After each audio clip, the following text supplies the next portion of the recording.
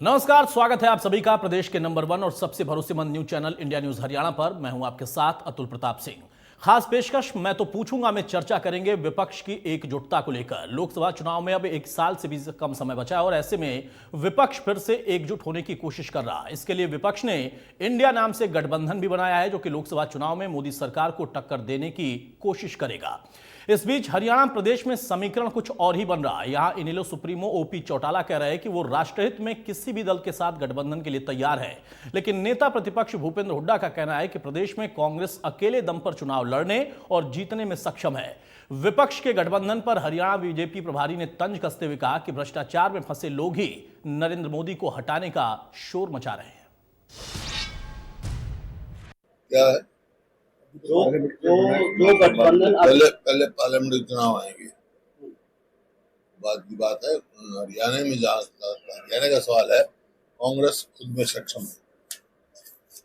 Haryana sir आप party minority JJP party और कांग्रेस भी उनका हो जाएगा गठबंधन, कर लेंगे गठबंधन। हम सबका यही प्रयास है इस मौजूदा शासन तंत्र के खिलाफ सभी राजनीतिक पार्टियां इकट्ठी हों। आपने वो वक्त में देखा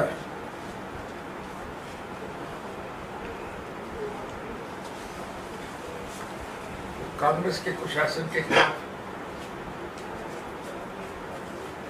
बीजेपी की सरकार जब केंद्र में गिर गई थी,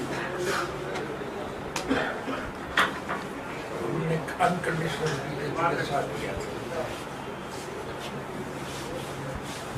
हमारा किसी से कोई द्वेष नहीं,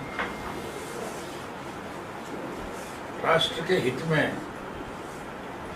हम बड़े से बड़ा त्याग करने के लिए तैयार हैं। आपसे मैं यही निवेदन करूंगा कि राष्ट्र हित में इन लुटेरों को सबक सिखाने का काम करें। पूरे शिक्षावासी के बताना चाहता हूं, इनके झांसे में मत आना। जब भी इलेक्शन आती है कांग्रेस झूठ बोलता है और आपके सामने आके बोलेगा जो आपको पेंशन इतना दूंगा, आपके बेटे का नौकरी हम घर में पहुंचा देंगे, आपके घर में सोना चांदी पहुंचा देंगे, आपको पैसा बनाने वाला मशीन भी दे देंगे, आपके घर में मशीन लेकर राखी देना, पैसा तो घर में ही उगेगा, आपको कहीं जाने का जरूरत नहीं। और इस दिशा में कांग्रेस और उसके साथ ही दल पूरे देश भर में झूठ बोल रहे हैं। ये लोग जो बोलता है मोदी जी को जाना चाहिए, किस लिए जाना चाहिए, किस कारण से जाना चाहिए? भारत के जनता के सामने आके कांग्रेसी और बाकी दल बताए, देश जानना चाहता है मोदी जी के खिलाफ इकट्ठा हुए हो तो किस कारण से हो, देश आपको पूछना चाहते। बताओ, क्या मोदी जी ने किसान सम्मान निधि लाया इसलिए जाना चाहिए? क्या मोदी जी ने आयुष्मान भारत योजना लाया इसलिए जाना चाहिए? क्यों मोदी जी ने 12 महिला मंत्री बनाया इसलिए जाना चाहिए? हम सबका यही प्रयास है। बहरहाल तो मोदी सरकार के सामने एकजुट होने की कोशिश तो कर रहा है विपक्ष, लेकिन सवाल इस बात का है कि यह कोशिश सफलता में, नतीजे में क्या वाकई तब्दील हो पाएगी। मौजूदा दौर में जो हरियाणा के समीकरण हैं वो कुछ बदलते हुए दिखाई दे रहे हैं। जहां पर गठबंधन एकजुट है, इस बात की तस्वीर उभरकर सामने आ चुकी है। वहीं दूसरी तरफ इनेलो प्रमुख ने कह दिया है कि राष्ट्रहित का मामला होगा तो किसी के साथ भी जाने के लिए तैयार है। अब इसके भी अलग अलग मायने निकाले जा रहे हैं, लेकिन कांग्रेस का कहना है कि अपने दम पर, अकेले के दम पर हम लड़ाई लड़ेंगे। लेकिन वहां पर भी सवाल है कि अंदरूनी जो लड़ाई उनके पार्टी की है वो कैसे खत्म होगी। अब सवाल इस बात का है कि मोदी सरकार के सामने एकजुट रह पाएगा विपक्ष, ये अपने आप में बीजेपी सवाल उठाती है। क्या राज्यों में भी एकजुट होगी विपक्षी पार्टियां? मोदी सरकार को हटाना ही विपक्ष का लक्ष्य है, इसमें कोई शक संदेह तो नहीं है। लेकिन ये संदेह तब हो जाता है जब इसके पहले भी कई बार 19 में हमने देखा कि कैसे विपक्षी खेमा साथ में आया, लेकिन बाद में वो बंट सा गया, तो वो संशय बरकरार है। हमारे साथ कुछ खास मेहमान हैं, उनसे मैं आपको तारुफ कराता हूं। चर्चा में आगे बढ़ते हैं। प्रवीण अत्रे हमारे साथ बीजेपी प्रवक्ता जुड़ेंगे। भाग सिंह दमदमा है जेजेपी की तरफ से, बहुत स्वागत है दमदमा साहब आपका। वेद प्रकाश विद्रोही है कांग्रेस प्रवक्ता, बहुत स्वागत है विद्रोही साहब आपका। विजेंद्र रेणु है इनेलो प्रवक्ता, बहुत स्वागत है रेणु साहब आपका। सुखविंदर सिंह गिल है आम आदमी पार्टी की तरफ से, बहुत स्वागत है गिल साहब आपका। सबसे पहले रेणु साहब, शुरुआत में आपसे कर रहा हूं। चौटाला साहब ने जो बयान दिया है वो राष्ट्रहित जो करेगा उसके साथ जाएंगे, इसका मतलब क्या है? हाँ, देखिए मतलब बिल्कुल साफ है। पिछले साल फतेहाबाद में जो ताऊ देवीलाल का जन्मदिन मनाया गया था, वहां पर देश के कोने कोने से कुछ वरिष्ठ लीडर वहां पर पहुंचे थे और वहां पर ये घोषणा की गई थी कि आज जो है हिंदुस्तान में थर्ड फ्रंट की आवश्यकता है और थर्ड फ्रंट का निर्माण किया जाए। सभी नेताओं ने ये अपने विचार साझा दिए थे और सभी ने इस बात को की जरूरत भी महसूस की थी।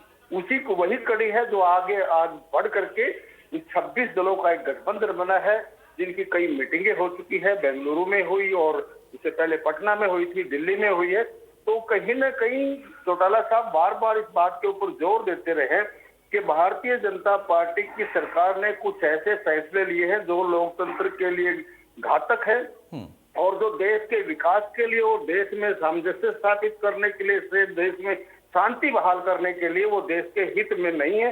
इसलिए इस सरकार को बदलना है। राष्ट्र हित के लिए इस सरकार को बदलने के लिए हमें जिसके साथ भी अगर समझौता करना पड़ेगा तो हम करेंगे। दूसरी बात देखिए, अभी ये जो आपने भी सुनवाया और बार बार हम सुनते भी हैं और कांग्रेसी के हमारे साथी कहते भी हैं, वो मैं कह देता हूं कि अभी भूपेंद्र हुड्डा जी एक बात कहते हैं कि अपने दम पर सक्षम है कांग्रेस। ये कौन कह रहे हैं? भूपेंद्र हुड्डा जी कह रहे हैं। Bhupender Hooda is not a Congress, but he is a main leader of Congress. He is a senior leader of Congress, but not Congress. अब कांग्रेस अगर ऐसा नहीं चाहती है, दूसरे विपक्षी दलों को नहीं लेना चाहती है, तो स्वयं खड़गे जी और राहुल जी पटना की मीटिंग में भी गए थे, बेंगलुरु की मीटिंग में गए थे, दिल्ली की मीटिंग में गए थे और खुद राहुल गांधी जी कहते हैं कि हमें इकट्ठा होने की जरूरत है। खड़गे जी कहते हैं हमें इकट्ठा होने की जरूरत है। भूपेंद्र हुड्डा या तो उनके सीनियर लीडर हैं, जो कि उन्हीं की राय से फैसला लिया जाता है, इसलिए कहते हैं कांग्रेस अपने दम में अपने अकेले में सक्षम है। हुड्डा साहब हरियाणा के परिप्रेक्ष्य में कहते हैं ना, वो कहते हैं कि हरियाणा में अकेले दम पर हम लड़ेंगे। हाँ नहीं, हरियाणा के दम पर, हरियाणा में इसका मतलब भूपेंद्र सिंह ही सब कुछ है। हाईकमान कोई फैसला नहीं लेगी। हरियाणा का फैसला, इसका मतलब ये स्पष्ट होगा अतुल जी कि हरियाणा का फैसला भूपेंद्र सिंह जी हुड्डा करेंगे। यानी कि हरियाणा में भूपेंद्र हुड्डा कांग्रेस है, इंडियन नेशनल कांग्रेस नहीं है। कोई इनकी जो सीनियर लीडरशिप है उसका कुछ नहीं है यहाँ पर, उनका नहीं चलेगा। अब 3 अगस्त को मीटिंग बुलाई गई है दिल्ली में, जैसा मैंने एक वीडियो पर देखा है। तो क्या वो जो मीटिंग बुलाई है उस मीटिंग को चेयर जो है भूपेंद्र हुड्डा जी करने जा रहे हैं या खड़गे जी करने जा रहे हैं? क्योंकि हरियाणा की मीटिंग है, हरियाणा के सीनियर लीडर की मीटिंग है, तो मैं एज पर प्रोटोकॉल तो Bhupendra Hooda as he saying कि वो सीनियर लीडर है तो उसको चेयर करना चाहिए। वहां बाबरिया जी क्यों आ रहे हैं कि ये? ठीक है, विद्रोही साहब जवाब देंगे। अत्रे साहब भी हमारे साथ जुड़ गए, बहुत स्वागत है अत्रे साहब आपका। लेकिन उसके पहले विद्रोही साहब, रेणु साहब का सीधा कहना है कि वे राष्ट्रहित में जो रहेगा हम उसके साथ हैं। मतलब अगर आप हैं तो आपके साथ भी आने को तैयार है, लेकिन जहां एक तरफ इंडिया आप एक मंच बना रहे हैं, उसको नाम दे रहे हैं इंडिया, वहां पर प्रदेश के अंदर हुड्डा साहब कहते हैं कि नहीं, मैं अकेले के दम पे लड़ूंगा। अतुल जी, आपको, भाई विजेंद्र रेड्डी जी को, भाई अत्रे जी को, भाई सुखविंदर गिल को, भाई भाग सिंह दमदमा को और इंडियन न्यूज हरियाणा के दर्शकों को मेरा नमस्कार। देखिए, लोकसभा चुनावों के लिए इंडिया गठबंधन एक वास्तविकता बन चुका है। बनेगा नहीं, बन चुका है। और जो भी दल, सब ने प्रतिबद्धता के साथ 26 दलों ने इस इंडिया गठबंधन को बनाया है। स्वाभाविक है, जो भी दल इस गठबंधन से बाहर होगा उसको इसका खामियाजा भुगतना पड़ेगा। और ये 26 दलों का गठबंधन कांग्रेस की सहमति के बाद बनाया गया है। विभिन्न नेताओं ने कांग्रेस नेतृत्व से बात कर कर इस एकता को आगे बढ़ाया है। इसलिए कांग्रेस का इस एकता से पीछे हटने का सवाल ही पैदा नहीं होता, पहली बात। दूसरी बात आपने कही भूपेंद्र सिंह हुड्डा की। देखिए, भूपेंद्र सिंह हुड्डा एक हरियाणा के संदर्भ में बात कर रहे हैं और वो हरियाणा के संदर्भ में भी बात तभी तक है जब तक 1, 2, 3 सितंबर को शायद राष्ट्रीय स्तर पर मुंबई में इंडिया गठबंधन की बैठक होगी और उस गठबंधन में ये तय होगा कि भाई बैठक में तय होगा कि राज्यों का गठबंधन किस आधार पर होगा, उसके लिए कमेटियां बनेगी। तो किन राज्यों में गठबंधन होगा, किन राज्यों में नहीं होगा और जिन राज्यों में होगा वहां कैसा होगा, ये 1, 2, 3 सितंबर की बैठक के बाद उसका एक खाका तैयार होगा। उसके खाका तैयार होने के बाद जो भी सामूहिक फैसला होगा कांग्रेस का और इंडिया गठबंधन का, उसी पर अबाइड हरियाणा भी है और उसी पर अबाइड देश भी है। तो ये जब तक वो फैसला नहीं हो जाता तब तक इनेलो भी ये कहेगी हम अपने आप में चुनाव लड़ने के लिए सक्षम है, आप पार्टी भी ये कहेगी अपने आप चुनाव लड़ने में सक्षम है और कांग्रेस भी कहेगी अपने आप में चुनाव लड़ने में सक्षम है। परंतु ये तय है कि विधानसभा में ये गठबंधन होगा या नहीं होगा इसकी तो कोई गारंटी अभी है नहीं, पर लोकसभा चुनावों में इस गठबंधन की 100% गारंटी है, ये गठबंधन होगा। आपने भाजपा नेतृत्व की बात सुनाई कि भाई भ्रष्ट लोग इकट्ठे हो गए, विपल देव जी की। मुझे तो आश्चर्य होता है कि भाजपा के मेरे भाई लोग किस तरह की बातें करते हैं। क्या तो वो नैतिकता छोड़ चुके हैं या वो ऐसे ही दमगज्जे मारते हैं। अरे भैया ठीक है, आप हम पर आरोप लगाइए, हमें भ्रष्ट कहिए, जो कुछ कहना है आपका अधिकार है, हम उसमें कुछ नहीं कहते, पर अपने अंदर भी झांक कर देख लीजिए। हरियाणा में जिनके साथ आप गठबंधन किए हुए हैं वो पार्टी का तो मुखिया 10 साल जेल में रहकर आया है, तो क्या वो और भ्रष्टाचार के आरोप में आया है, तो क्या आपका गठबंधन पवित्र हो गया? और जिस कुलदीप बिश्नोई को आपने अपनी पार्टी में मिलाया है कुछ ही दिन पहले, उसके ऊपर तो मनी लॉन्ड्रिंग के केस आपने चला रखे थे। और जो आपका 38 दलों का गठबंधन है उसका सबसे फेमस तो आपका अजीत पवार गुट है। मोदी जी स्वयं उनको उप मुख्यमंत्री बनाने के 2 दिन पहले कह चुके हैं कि भाई 70,000 करोड़ का ये घोटालेबाज है, और उस घोटालेबाज को अपने गठबंधन में भी शामिल कर लिया और उसको खजाना भी सौंप दिया। और भाजपा में जितने भी नेता गए हैं किसी भी दल के, वो जाने से पहले सब पर ईडी और सीबीआई की भ्रष्टाचार के मामले थे, पर भाजपा में जाते ही वो पाक साफ हो गए। और जो 38 दल है इनके पास, अगर आप चाहें भाई अत्रे जी चाहेंगे तो मैं एक एक दल का नाम बता। नहीं, एक एक दल के लिए इतना समय नहीं है, लिस्ट लंबी हो जाएगी। आपके भी 26 में बहुत सारे होंगे और उनके 38 में भी बहुत सारे होंगे। ठीक है, अत्रे साहब से इसका जवाब लेता हूं। अत्रे साहब, इंडिया लड़ेगा तो मोदी से लड़ेगा, इनेलो लड़ेगी तो राष्ट्र हित में जो काम करेगा उसके, यानी वो अभी फिलहाल आपको राष्ट्र हित वाला नहीं मान रही है, 370 पर भले मानती थी, तो लड़ाई अल्टीमेटली आपसे ही है। नहीं देखिए ऐसा अतुल भाई, अब पहली बात तो ये है ये बीपी बाद में बढ़ा लेना प्रभु, मेरी बारी में बीपी बढ़ाते हो।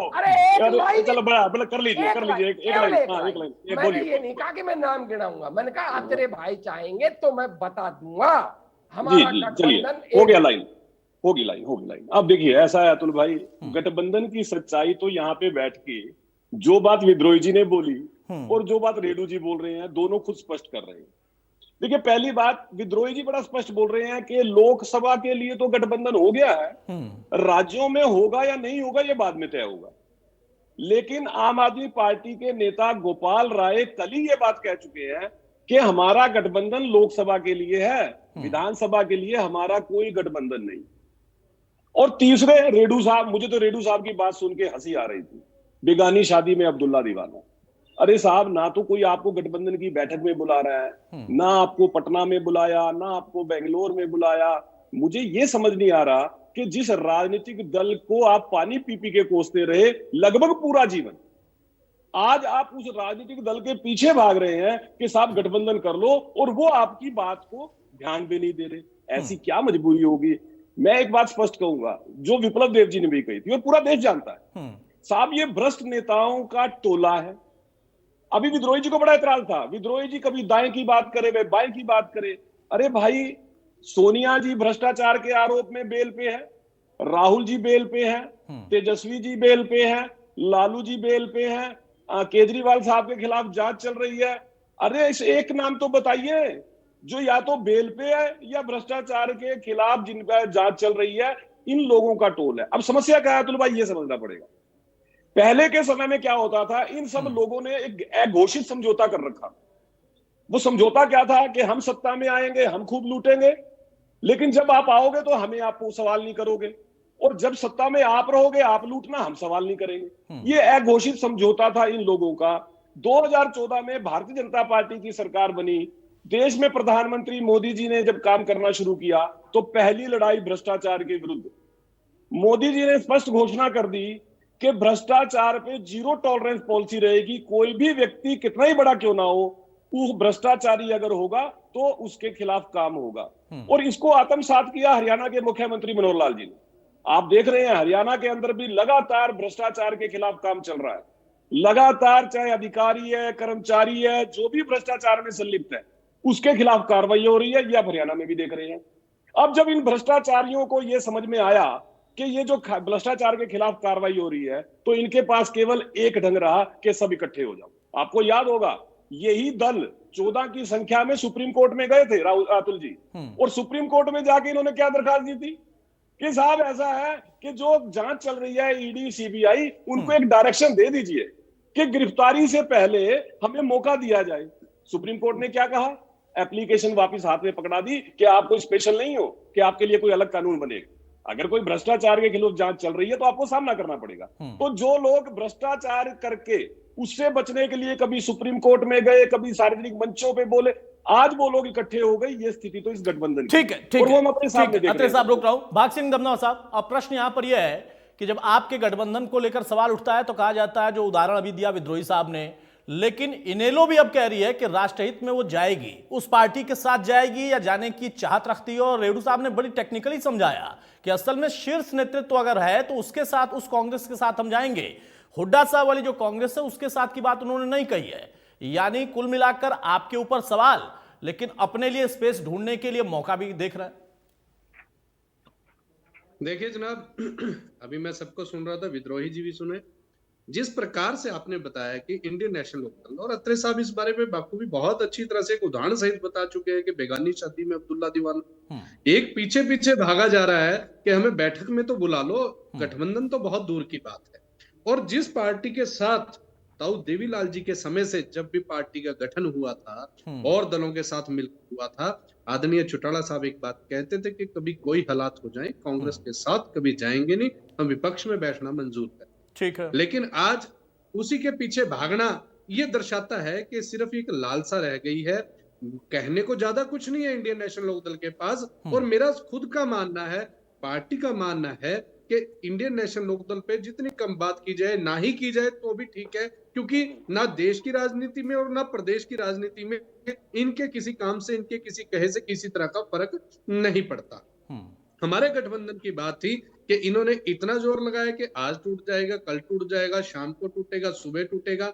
लेकिन जब एनडीए की बैठक के अंदर जननायक जनता पार्टी भी पहुंची, सभी दल और पहुंचे और आदरणीय राष्ट्रहित की बात हुई, तो आदरणीय मोदी जी के नेतृत्व में जब सभी वहां इकट्ठे हुए तो इन लोगों को बौखलाहट इस बात की है कि अब हमारा क्या बनेगा किसी भी तरफ से। राष्ट्रहित तो अब है जब देश का स्वाभिमान, मैं उस पर लंबा नहीं जाऊंगा कि पूरी दुनिया में ऊंचा हुआ है, सबको पता है। और जिस प्रकार विद्रोही जी भ्रष्टाचार की परिभाषा दे रहे थे, तो इस हिसाब से तो इन्हें पार्टी में नहीं रहना चाहिए, क्योंकि बेल राहुल जी बेल पे, सोनिया जी बेल पे, और जो लालू प्रसाद यादव जी तो स्वतंत्रता संग्राम के आंदोलन में थोड़ी अंदर जाके आए हैं। लेकिन ये पैमाने नहीं है, कई बार कोई भी हालात हो हम उस चीज पे नहीं जाते। यानी कि जब मेरे खेमे का कोई बात करे तो वो सही है, उनके साथ जाती हुई है, और जब कोई सामने खड़ा है तो आप सीधा कटाक्ष उसके ऊपर लेकर आते हो। ये कोई राजनीति की इस तरह की कोई परिभाषा तय नहीं करती, किस परिस्थितियों में किसके साथ कब क्या हुआ है ये अलग विषय है आज से। लेकिन आज जो हमारा गठबंधन है वो पूरी तरह से मजबूत है, जिस प्रकार से पहले कहते आ रहे थे। और जो चुनाव है वो एकदम पूरी तरह से राष्ट्रहित में लड़ा जाएगा। पुनः प्रदेश के अंदर गठबंधन की सरकार बनेगी और देश के अंदर पूरे जो एनडीए की सरकार है, आदरणीय मोदी जी दोबारा प्रधानमंत्री इस देश के बनेंगे। ये देश का नजरिया है, देश इस तरफ देख रहा है। लेकिन गिल साहब, मेरी आवाज आप तक जा रही है? इकट्ठा हुआ है, लुटेरों का जो टोला इकट्ठा हुआ है, इन्हें इस बात की तकलीफ जरूर होगी और वाजिब भी है कि एक प्लान और हम बाहर जा रहे हैं 15वें साल के लिए, तो इनकी चिंता जायज है। दमनवा साहब रोक रहा हूं आपको, गिल साहब तक मेरी आवाज नहीं जा रही है। रेडू साहब, अब दो चीजें यहां पर निकलती हैं भाई। एक बात तो तार्किक है कि एनडीए के बैठक में बकायदा जजपा को आमंत्रित किया गया था, उनके नेता पहुंचे थे वहां पर, आपको आमंत्रित भी नहीं किया गया। तो अत्रे साहब और दमदमा साहब दोनों बात कह रहे हैं, दोनों एक ही बात कह रहे हैं कि बेगानी शादी में अब्दुल्ला दीवाना।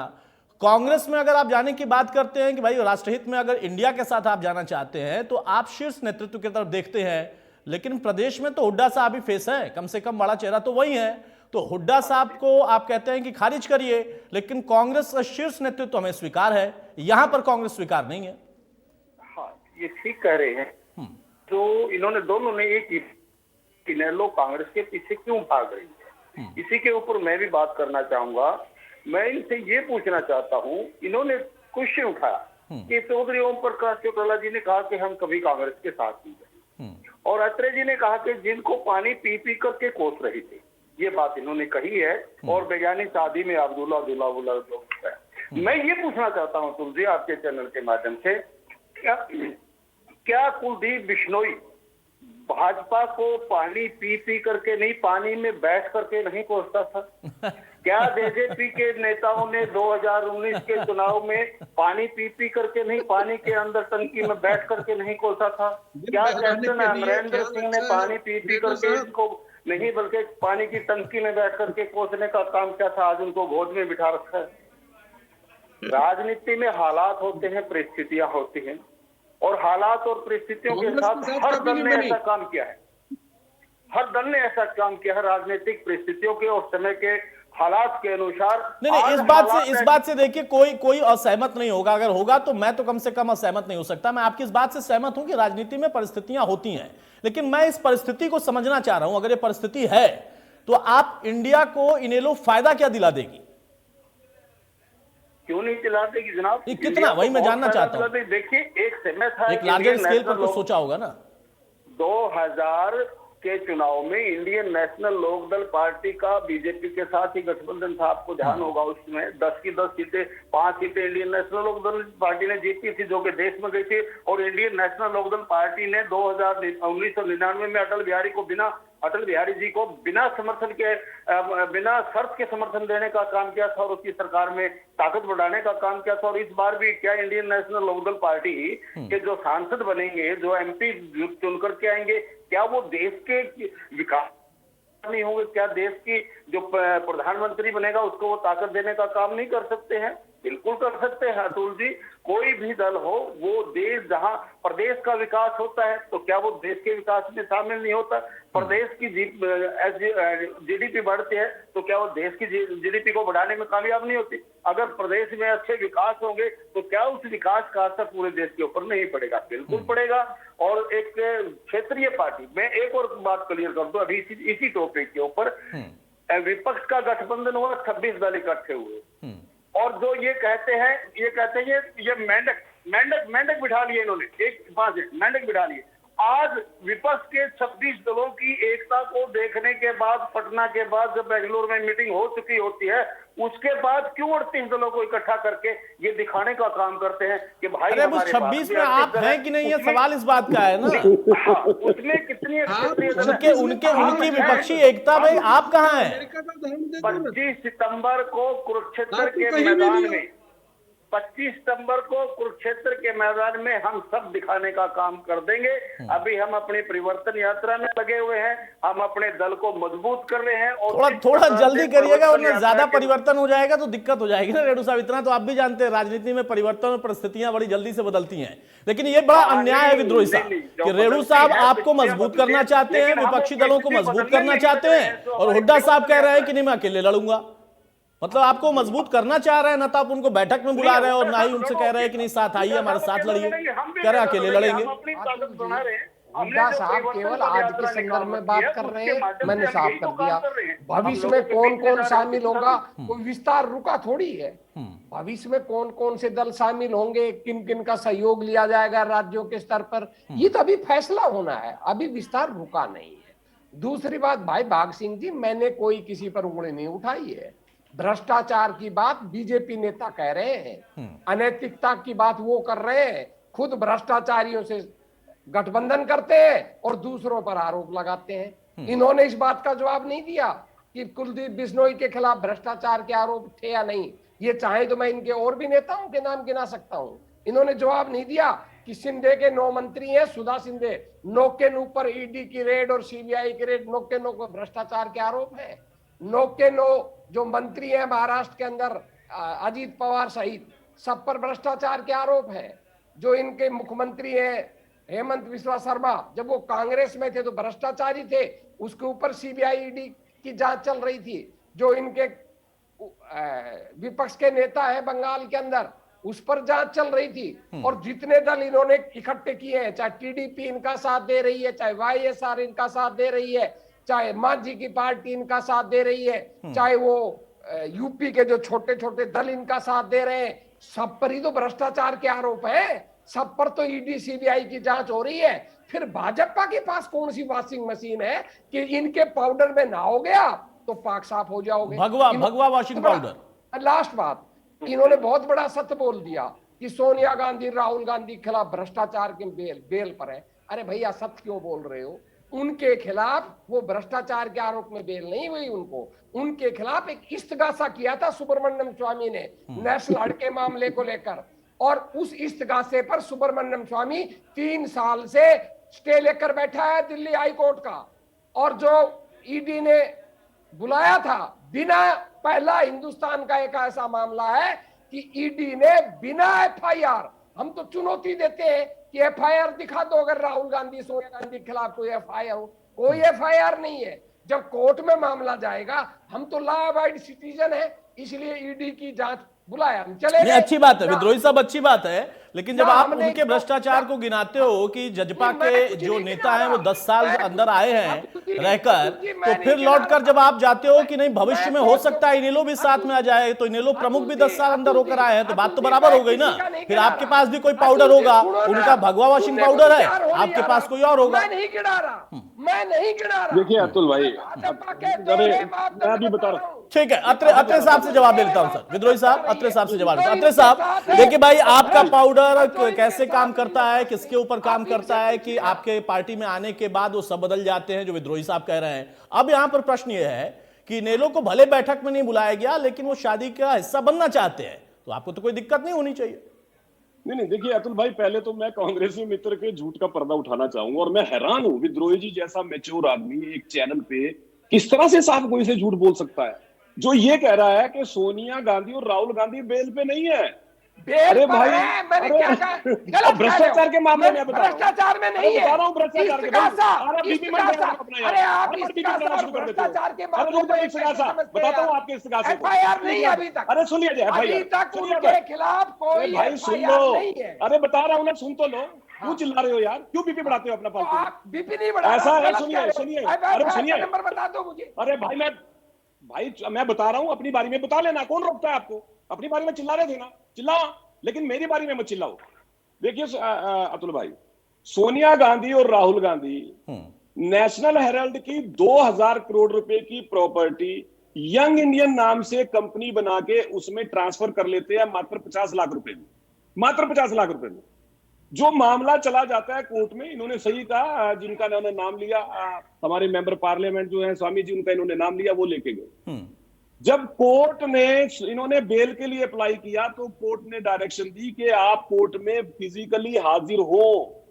आपको याद होगा अतुल जी, राहुल गांधी और सोनिया जी दोनों को कोर्ट में हाजिर होना पड़ा था, तब वो बेल मिली थी।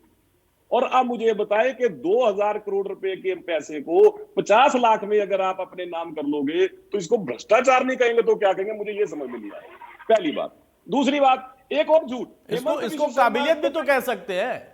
हाँ, पैसा को कमाने का काबिलियत है। हाँ, कांग्रेसियों की नजर में काबिलियत है, मैं मानता हूं इस बात को। देखिए, इन्होंने हेमंत बिस्वा शर्मा जी का नाम ले दिया।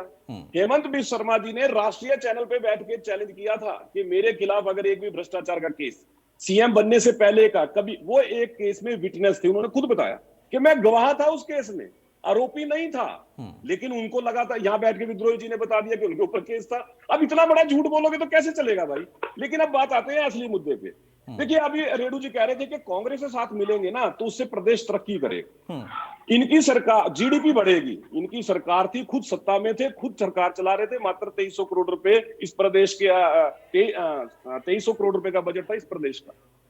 और जब कांग्रेस सत्ता में आई तो टोटल जीएसडीपी हरियाणा प्रदेश की 2014 के अंदर मात्र 4.25 लाख करोड़ थी। मुख्यमंत्री मनोहर लाल ने उस 4.25 लाख करोड़ रुपए की जीएसडीपी को 10 लाख करोड़ रुपए से ज्यादा कर दिया। हमारी जो पर कैपिटा इनकम थी 1,27,000 से उसको बढ़ा के 294 कर दिया। आज हरियाणा आर्थिक प्रगति के ऊपर है। हरियाणा में 1,60,000 से ज्यादा छोटे बड़े मझोले उद्योग आए, 12-12.5 लाख से ज्यादा युवाओं को काम मिला, वगैरह वगैरह। और जिस आर्थिक प्रगति को अब मैं देख रहा हूं हमारे मित्र, मुझे तो हैरानी होती है कि रेड्डू जी किस मुंह से ये बातें बोल रहे हैं।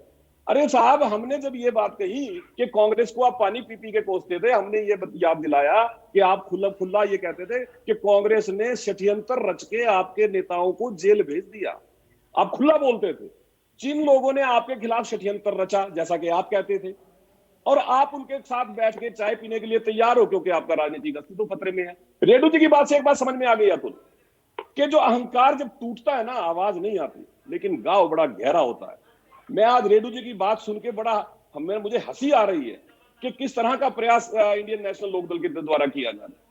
भाई एक बात समझिए, जो रेड्डू जी शायद आप यहां बोलना नहीं चाह रहे हो, इस हरियाणा प्रदेश को भाई भतीजावाद, क्षेत्रवाद, जातिवाद, भ्रष्टाचार के लिए पूरे देश में जिन लोगों ने बदनाम किया, मुख्यमंत्री मनोहर लाल जब सत्ता में आए थे, आपको याद होगा तो जिन्होंने क्या कहा था कि हम सरकार चलाने नहीं आए, हम इस प्रदेश को बदलने आए हैं। जो व्यवस्था इन लोगों ने बना रखी थी इस प्रदेश में, उस व्यवस्था को बदलना जरूरी है।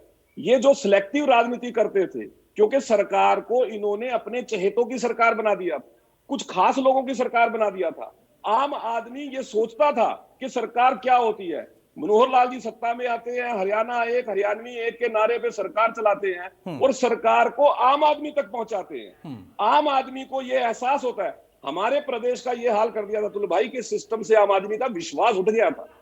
मनोहर जी ने अपने कामों से दोबारा आम जनता का सिस्टम पे विश्वास बहाल किया। ठीक बात है, ठीक बात है। वो जनता तय करती है सर। दोबारा आपको मौका मिला है तो जनता ने वाकई भरोसा कुछ किया होगा, तभी किया होगा। गिल साहब हमारे साथ जुड़ चुके हैं, पहला कमेंट उनका भी होगा। गिल साहब बहुत जल्दी से देखिए, इनेलो भी जाने को तैयार है और आप तो कांग्रेस को कोसते कोसते इंडिया के साथ जा चुके हैं, लेकिन हरियाणा के परिप्रेक्ष्य में और 24 के परिप्रेक्ष्य में खास तौर से आपकी क्या तैयारी है? लगता है कि हाँ ये एकजुटता बनी रहेगी और मोदी जो निशाना है उन पर आपका टारगेट फिट बैठेगा?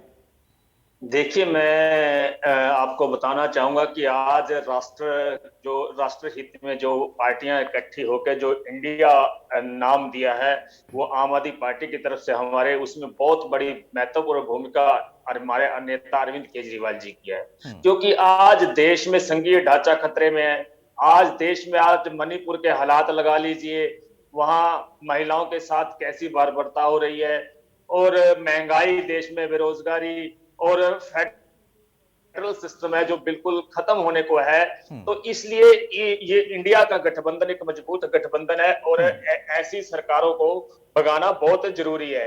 मेरे भाजपा के मित्र, मैं सुन रहा था पहले कि भ्रष्टाचार की बात कर रहे थे बार बार कि इनका नेता वो भ्रष्टाचार इनका।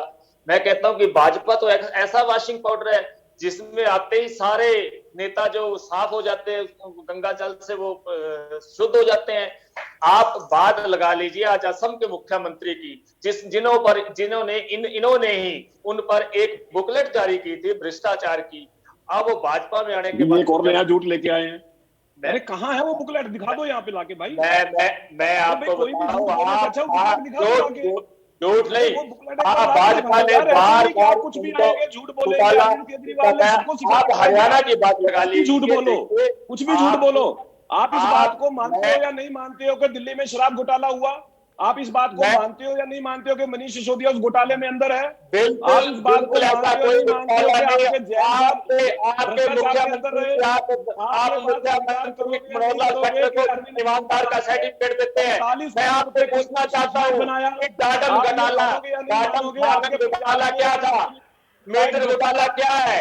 ये सारी आपकी पीडीआई और एजेंसियां आपके हाथ में है। जब आप सरकार जाएगी तो आपको पता चलेगा कि आप किसी चीज से डरे हुए हैं। मैं कहता हूँ कि आप किसी चीज से डरे हुए हैं कि इंडिया नाम से आपको डर लगने लग गया है। आप खेलो इंडिया, आप मेक इंडिया, आप इंडिया के नाम से शब्द लेने वाले आज इंडिया नाम से डर रहे हैं। घोटाला आपने किया, उस जांच से डरे हुए मिल रहे आप। और ये अच्छा ठीक है, एक मिनट अत्रे साहब एक मिनट, अत्रे भाई एक मिनट। गिल साहब, मेरा प्रश्न यह है कि आप इंडिया के साथ जाइए, बहुत मजबूत करिए और देश के संघीय ढांचे को, संविधान को, लोकतंत्र को, जो कि बहुत खतरे में है या लगभग खत्म हो चुका होगा, वो आप मजबूत कर दीजिए। आपको शुभकामनाएं। मेरा सवाल सिर्फ इतना है, आप कहते हैं कि इन्होंने उनके लिए बुकलेट जारी किया था, वो कहते हैं बुकलेट कहां है, लेकिन वो बयान भी तो है। राजनीति में तो कब कौन बदल जाए कोई भरोसा नहीं। सिर्फ बीजेपी आप पर लागू नहीं होता, बीजेपी पर भी लागू होता है। आपके नेता ने तो कसम भी खाई थी कि मैं राजनीति में कभी आऊंगा ही नहीं, लेकिन आए ना राजनीति में।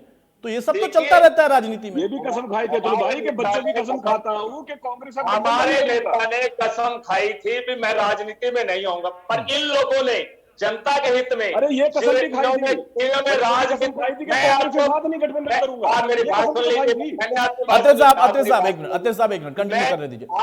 आप लोगों ने मजबूर किया इस गंदी राजनीति को साफ करने के लिए। उन्होंने, हमारे नेता ने कहा था किच्चड़ में बढ़कर ही किच्चड़ साफ होगा। आज देखिए दिल्ली में, आज पंजाब में, आज लोग आम आदमी पार्टी की सरकार की वाहवाही कर रहे हैं और लोगों को मूलभूत सुविधाएं मिल रही हैं। तो हम आपको बता दें कि हम आप द्वारा फैलाई हुई जो गंदी राजनीति, उसको साफ करने के लिए आम आदमी पार्टी के लोग आम आदमी पार्टी में आए हैं। ना आप लोगों ने जो देश में ऐसी अव्यवस्था कर रखी है महंगाई की, आप लोगों ने जो देश में जो दूसरी अन्य जो घोटालों की जो आज तक आपके पास है सीबीआई और जो ईडी, और उसकी वजह से आप अपने लोगों को बचाए हुए हो। आपकी सरकार जाते ही आपको पता चलेगा कि ये बड़े बड़े घोटालेबाज कैसे जेलों के सलाखों के अंदर जाएंगे। आज आप उसके लिए सरकार में आप आएंगे तभी कुछ हो पाएगा, देखना होगा। अब दमदमा साहब, प्रश्न यहां पर यह है कि राजनीति में सबकी अपनी महत्वाकांक्षा होती है, होनी भी चाहिए, लेकिन चूंकि जब आपके गठबंधन को लेकर सवाल होता है तो एक बात तो स्पष्ट हो गई है कि एनडीए की बैठक में आप हिस्सा थे, तो आप 24 में कम से कम उनके साथ होंगे।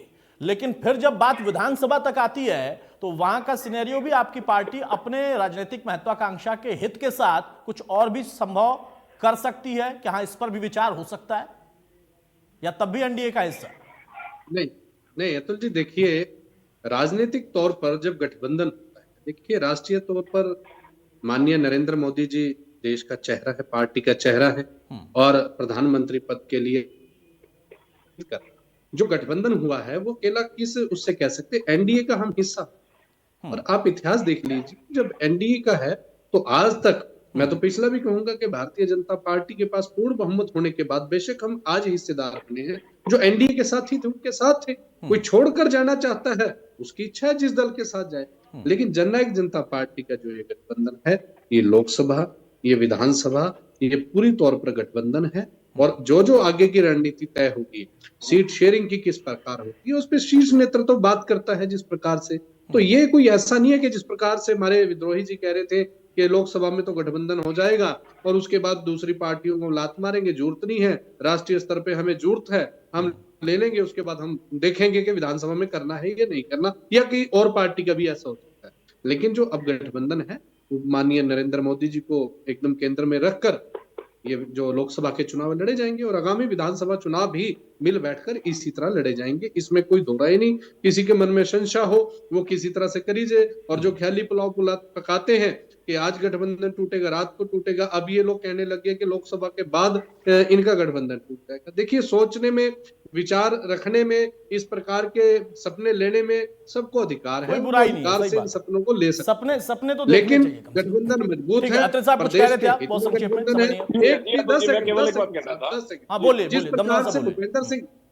अतुल जी, जिस प्रकार से भूपेंद्र सिंह हुड्डा जी एक बात कह रहे हैं कि प्रदेश में किसी की हमें जरूरत नहीं, और आपने भी वाजिब सा सवाल बात किया कि जो बेगानी शादी में अब्दुल्ला घूम रहे हैं, ये लोकसभा के लिए वहां जुड़ रहे हैं, विधानसभा में तो इनको हरियाणा के नेता ही डिनाई कर रहे हैं। तो ये किस प्रकार से पहली बार देश में है कि कोई दल भाग रहा है पीछे पीछे के मीटिंग में बुला लो, अपने में शामिल कर लो, और जब कोई इनकी तरफ कोई ध्यान नहीं दे रहा। अपनी स्थिति इस बात से इंडियन नेशनल लोकदल को लगा ठीक है। बहुत संक्षेप में मैं तो केवल इतनी बात कहूंगा, जैसे आम आदमी पार्टी के प्रवक्ता कह रहे थे कि ये तो इसलिए राजनीति में आए क्योंकि इन्होंने साफ करना था। केजरीवाल साहब ने तो ये भी कसम खाई थी कि मैं बच्चों की कसम खाता हूं कि कांग्रेस के साथ गठबंधन नहीं करूंगा। चलिए, हम केजरीवाल ने बहुत कस्में खाई, बहुत झूठ बोले, हम सब जानते हैं, देश जानते हैं, लेकिन जो व्यक्ति महामारी के दौरान दिल्ली की जनता को भगवान के भरोसे छोड़ के भाग जाए, अपनी जिम्मेवारी से भाग जाए, जो व्यक्ति अगर दिल्ली में पानी भर जाता है जनता को भगवान भरोसे छोड़ के अपनी जिम्मेवारी से भाग जाए, उस व्यक्ति को जनता क्यों चुनेगी, ये सबसे बड़ा सवाल है। इसी तरह से हरियाणा के अंदर जिन लोगों ने हरियाणा के संसाधनों की हरियाणा प्रदेश के अंदर हुड्डा साहब ने अपने 10 साल के कार्यकाल में हरियाणा प्रदेश के संसाधनों की जिस तरह से लूट की, किसानों की जमीनें सीएलयू के नाम पे लूट ली, जिस तरह से भ्रष्टाचार हुआ, नौकरियों की बंदरबाट हुई, पर्ची खर्ची चली, जनता 10 साल वो सब देख चुकी है। जब ये लोग जनता में वोट मांगने जाएंगे तो जनता सवाल नहीं पूछेगी कि साहब आपको जब पहले समय दिया था उस वक्त ठीक बात है, बिल्कुल बिल्कुल। जनता कई बार सवाल पूछती है और जनता कई बार जवाब सीधे दे देती है, वो किसी भी दल के लिए हो सकता है। विद्रोही साहब कुछ कह रहे हैं, बहुत संक्षेप में, बिल्कुल समझ नहीं सर। ये बड़े संक्षिप्त में कह रहा हूं, असत्य बोलना भाजपा की आदत है। अभी 1 महीना पहले हाई कोर्ट में खुद सीडीबीटी ने माना है कि नेशनल हड की कुल संपत्ति 350 करोड़ है, लिखित रूप से। और ये कह रहे हैं 2000 करोड़ थी। 6 भाई ये तो सुनिए ना, बीच में मत बोलिए, मैं नहीं बोला था, बीच में मत बोलिए, बीच में मत बोलिए, बीच में मत बोलिए। देखिए फिर ये बीच में टांग अड़ा रहे हैं। अरे भाई मैं तो आपको ये बता रहा हूँ, कोर्ट में जाके देखो ना, मैं आपसे जो बता रहा हूँ पता लग जाएगा आपको। वो असेसमेंट का मामला था, असेसमेंट के मामले में गए थे कोर्ट के अंदर, 350 करोड़ रुपए बताइए। बेल क्यों ली थी?